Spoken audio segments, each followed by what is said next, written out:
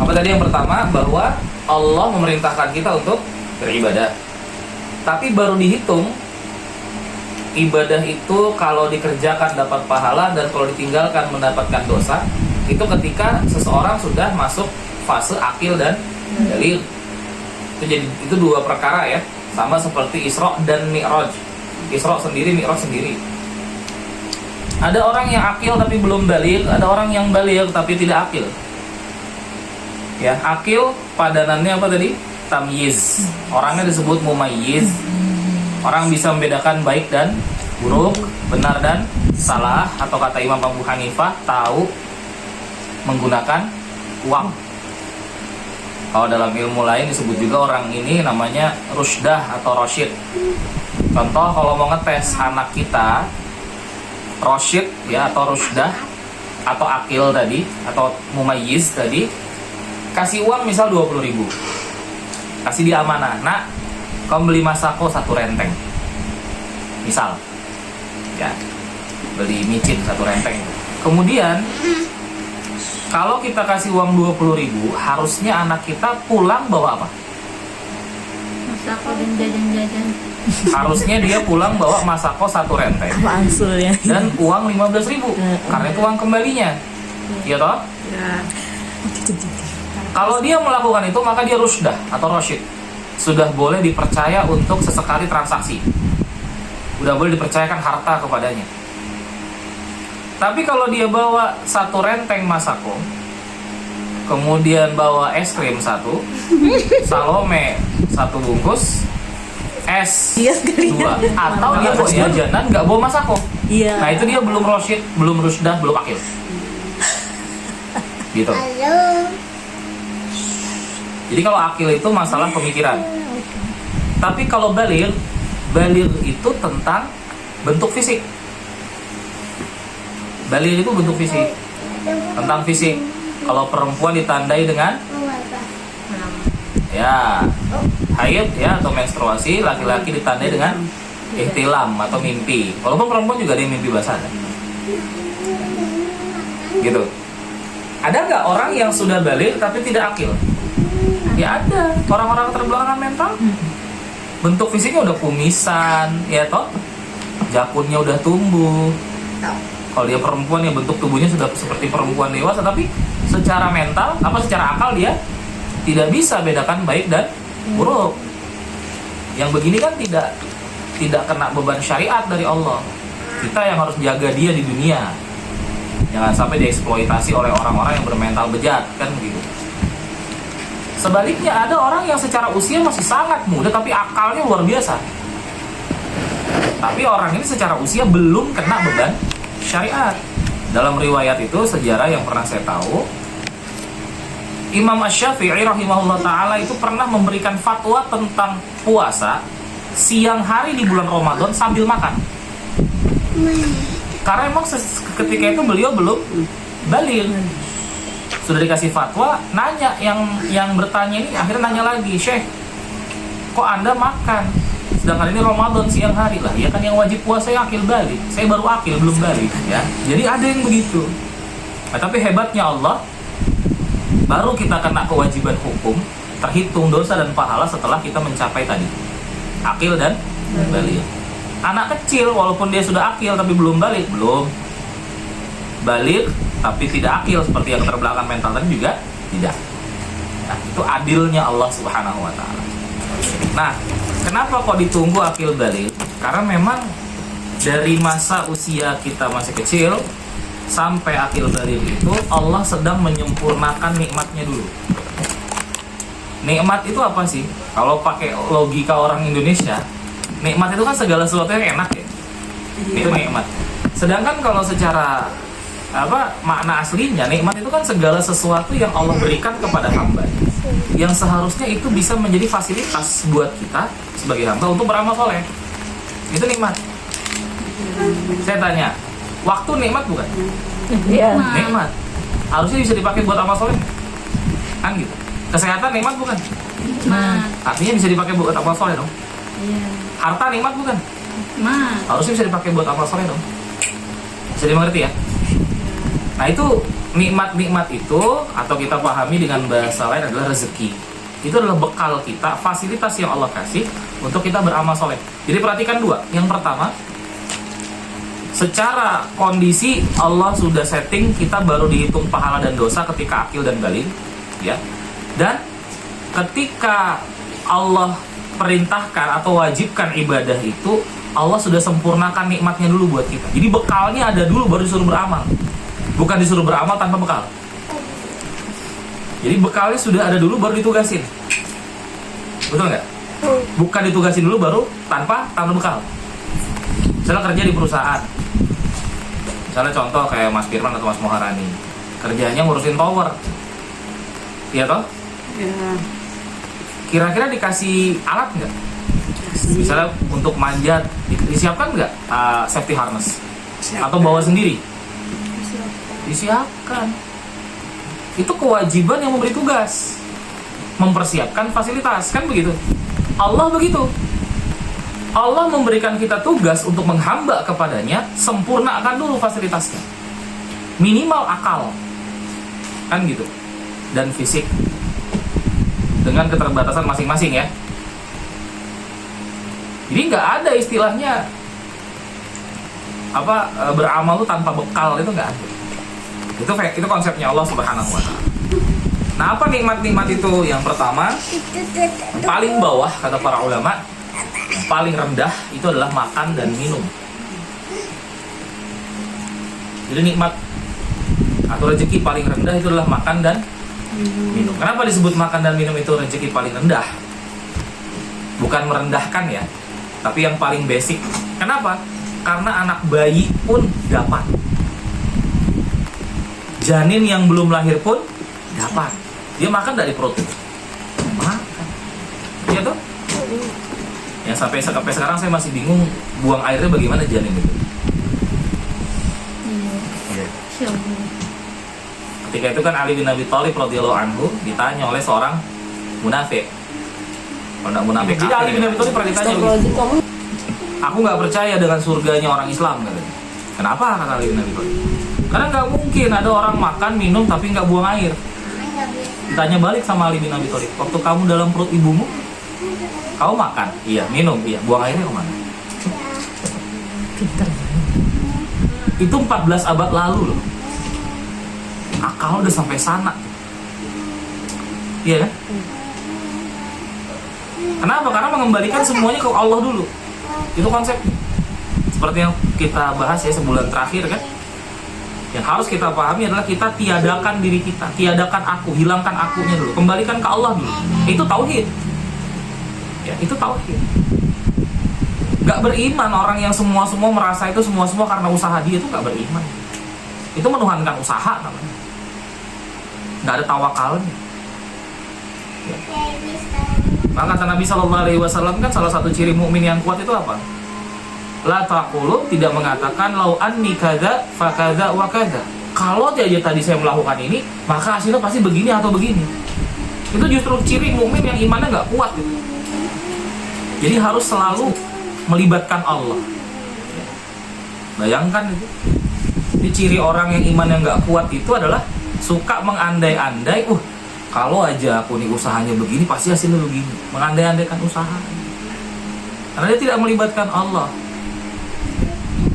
Kembali tadi. Jadi yang paling bawah apa? Paling standar, paling dasar adalah makan dan minum. Alasan pertama kenapa? Karena bahkan bagi yang tidak berdaya sekalipun Allah kasih makan dan minum. Alasan kedua, karena makan dan minum itu Allah kasih bahkan kepada bukan orang beriman. Betul nggak? Bahkan kepada orang kafir, kepada hewan, bahkan kepada hewan-hewan yang haram sekalipun. Betul? Nah, itu akidah, itu keyakinan. Yang kedua, setelah makan dan minum, ada rezeki namanya ilmu. Ilmu tahap awal. Ilmu tahap awal. Yang bisa membuat manusia bisa cari rezeki, bisa menjemput nafkah. Ilmu tahap 1.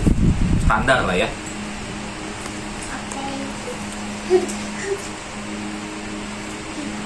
Ini rezeki juga. Oh iya tadi lupa. Kenapa rezeki ilmu tuh apa tadi, makan tuh rezeki, minum tuh rezeki, apa ciri-cirinya? Makanya kalau kita selesai makan nggak mengucapnya Alhamdulillah. ya Alhamdulillahilladzi at'amana. Biasa kalau di TPA kan belajar gitu. Yang kedua apa tadi? Ilmu. Makanya doanya Rabbi zidni ilma, ya Allah tambahkan kepadaku ilmu, warzuqni, dan rezekikan kepadaku fahma, pemahaman. Ya. Setelah itu apa? Oh, sebelum ilmu tadi ada satu lagi, pakaian sebenarnya. Jadi nomor 2 adalah pakaian dulu, ilmu nomor 3. Karena anak kecil biasa dikasih baju dulu baru diajarin. Bener gak sih? Nih waktu kita punya anak 5 itu dipakein baju dulu apa diajarin ilmu dulu? Pakein baju kan? Itu aurat. Nah, harus ditutupin badannya gitu.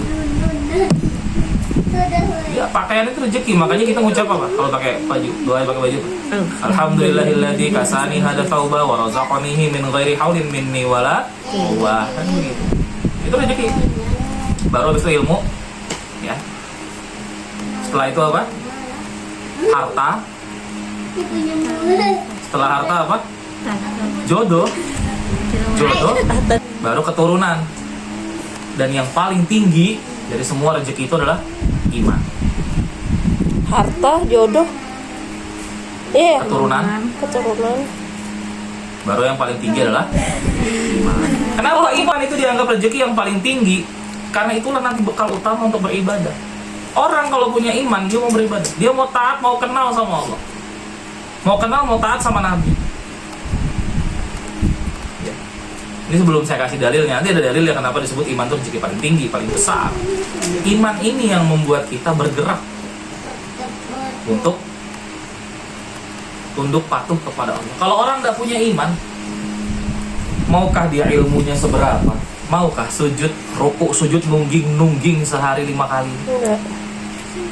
Makanya maaf nih, kalau kita punya anak kecil, sudah mau dia rukuk dan sujud 1 hari itu, walaupun cuma 1 kali, ya, ibaratnya Salman lah diajak mungkin sholat cuma maghrib aja sehari-hari misalnya gitu, itu udah luar biasa, mahal itu, mahal. Jadi kita lihat anak-anak kita itu bukan sebagai alat untuk membanggakan diri di hadapan sesama. Tuh anakku ganteng, ya anakmu udah jelas mukanya kayak tempakul, nggak boleh. Kayak tempakul, anakmu kayak kerapu batu, kepala jelek-jelek kan, nggak boleh.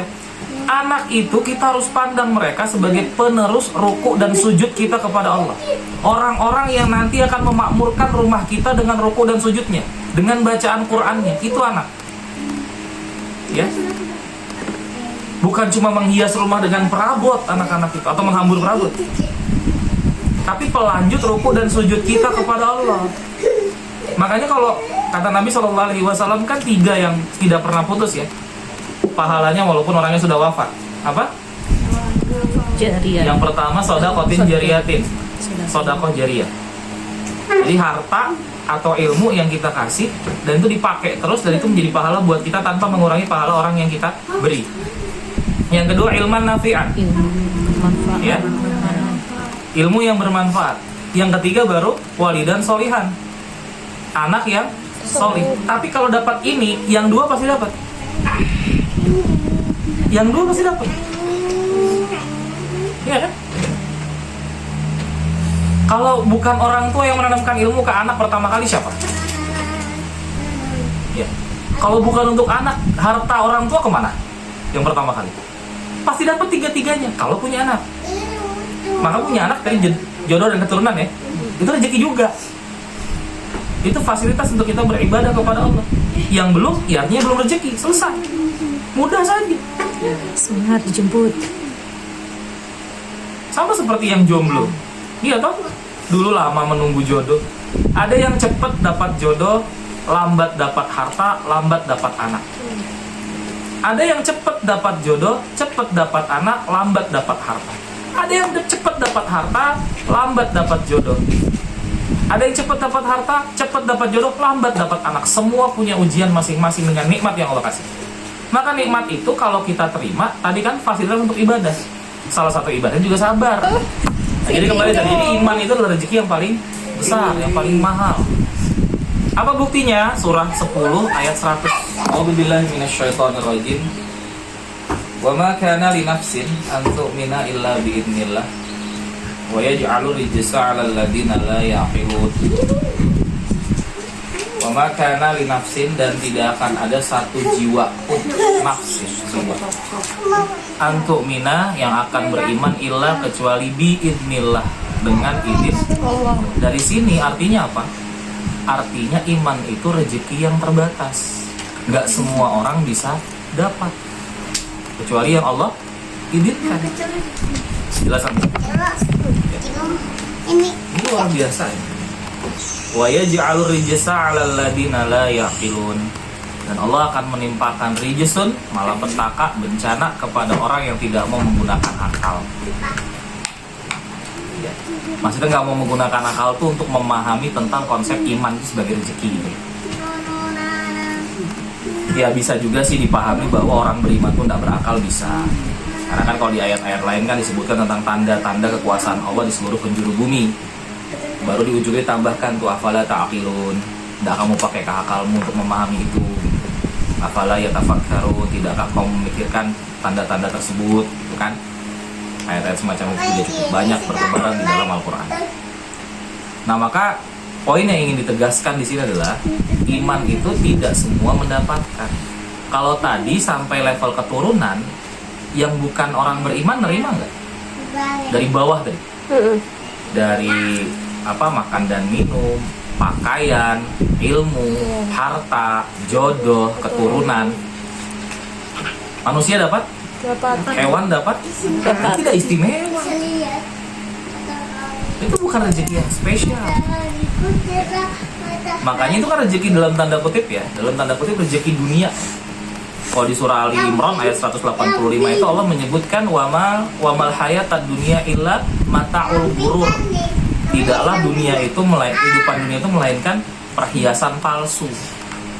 Perhiasan palsu. Misalnya suatu sore Mas Yuda pulang habis dari kerja di KN, bawakan Sarmini emas 7 gram. Senang nggak kira-kira? Tapi palsu. Nah itu perhiasan palsu. Senang nggak dikasih perhiasan palsu? Nggak seneng kan? Tapi kenapa kok senang kita dapat dunia? Kita tuh nggak senang dikasih perhiasan palsu. Tapi kenapa kok senang ketika dapat dunia? Ketika dapat kelimpahan isi dunia, kenapa senang? Iya. Allah yang nyebut itu dunia itu perhiasan palsu. Mata'ul ghurur. Ali Imran surah 3 185. Ingat? Sebelum-sebelumnya kita kaji apa, kita cari itu ikutin maunya Allah, bukan maunya kita. Ya, hilang akunya, hilang. Mauku begini, enggak, maunya Allah yang kita pikirkan.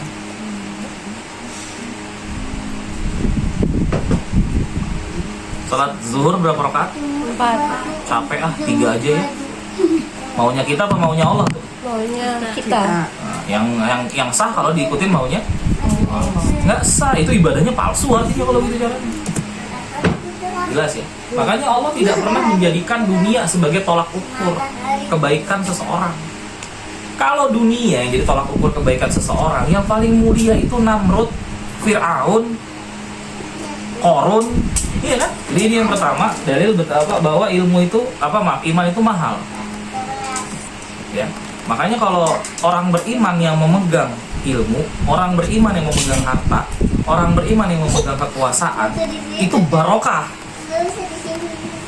Kalau ilmu tidak barokah, harta tidak barokah, kekuasaan tidak barokah, ya artinya bukan orang beriman yang megang. Gitu, sederhana aja.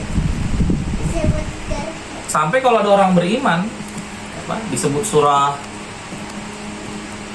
Al-A'raf ayat 90, walau anna ahlal qura amanu wattaqau la fatahna 'alaihim barakatin minas sama'i wal ard walakin kadzabu fa akhadnahum bima kanu yaksibun. Ya. Walau anna ahlal qura, dan kalau saja suatu negeri itu penduduknya beriman. Maksud ahlal qura itu bukan penduduk saja, tapi pemangku kekuasaan. Ya. Ahlal qura itu pemangku kekuasaan. Dari beberapa penjelasan yang pernah saya terima. Amanu wattaqau, beriman dan bertakwa. Lam pendek itu artinya sungguh. Ya, kalau lam panjang la artinya tidak atau bukan. Kalau lam artinya belum, lan artinya tidak akan pernah. Ya. Itu huruf-huruf la dalam Al-Quran. La fatahna alaihim, pasti sungguh akan kami buka bagi mereka barakatim minas sama'i wal ardh, barakah dari langit dan bumi, pasti. Rezeki berlimpah, orang-orang mudah husnul khatimah, mudah mati syahid, itu barakah. Seberat apapun ujian seseorang itu tidak akan pernah mengeluh, tidak akan pernah mencaci maki takdir Allah, itu barakah. Ya. Jadi barokah itu nggak bisa kelihatan dari fisik. Ya, nanti kapan-kapan kita kaji tentang barokah, mungkin pekan depan. Ya itu bocoran aja. Tapi itu apa kata Allah? Tentang orang-orang yang beriman dan bertakwa akan mendatangkan barokah. Makanya penting ada orang beriman. Mahal itu. Yang kedua dalilnya tentang iman itu adalah rezeki yang begitu tinggi. Ada di surah Ali Imran, surah yang ketiga, ayat ke-91. Innal ladzina kafaru wa matu wa hum kufar, fala yuqbala min ahadihim mil'ul ardi dhahaba walau iftada bih. Ulaika lahum adzabun alim wa ma lahum min nasir. Apa kata Allah? Inna sesungguhnya alladzina orang-orang yang kafaru kafir wa matu dan mereka mati wahum kufar dalam keadaan mereka tetap kafir. Ya. Falan fa maka ketika itu juga lan tidak akan yuqbala min ahadihim mil'ul ardi dhahaba, tidak akan diterima amal mereka semuanya walaupun mereka membawa emas sepenuh bumi, mil'ul ardi dhahaba, emas sepenuh bumi, walau iftadabi, untuk membeli, menebus keimanan yang hanya kecil itu. Ada nggak yang pernah bayangkan gini? Kalau di Balikpapan ini ada orang punya emas segede rumah ini, kira-kira kaya nggak nih? Kaya. Mungkin paling kaya di Balikpapan. Emas segede rumah ini, ya kan? Kaya ya. Tapi kalau ada orang yang kata Allah itu apa? Punya emas sepenuh bumi. Bumi itu diameternya berapa? Gede. Iya. Kalau ngitung volume lingkaran gimana? Kan bumi lingkaran, bulat bola kan? Itu. Kalau bayangkan kalau bumi ini isinya emas semua, nggak ada air, nggak ada pasir, nggak ada batu, nggak ada minyak bumi, nggak ada apa, emas semua. Bawa ke hadapan Allah untuk beli iman, kata Allah apa? Nggak bisa. Masih lebih mahal iman itu.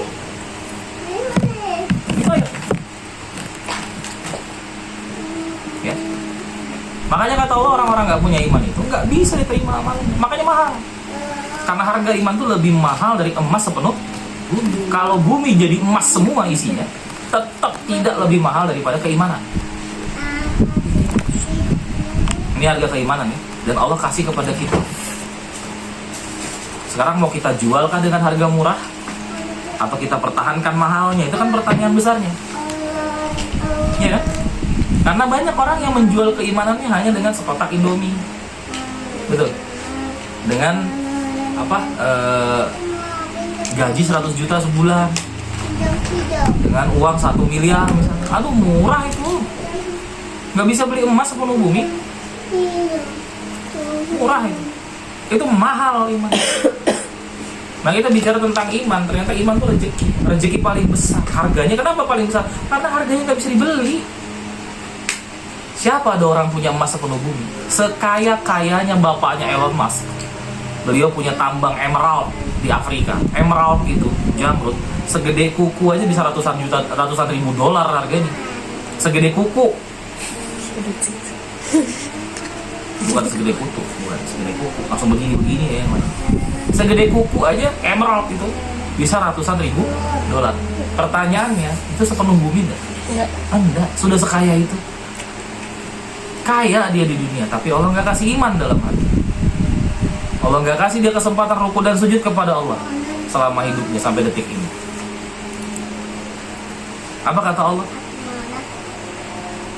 Ulaika lahum adzabun alim. Mereka itulah orang-orang yang mendapatkan azab yang pedih.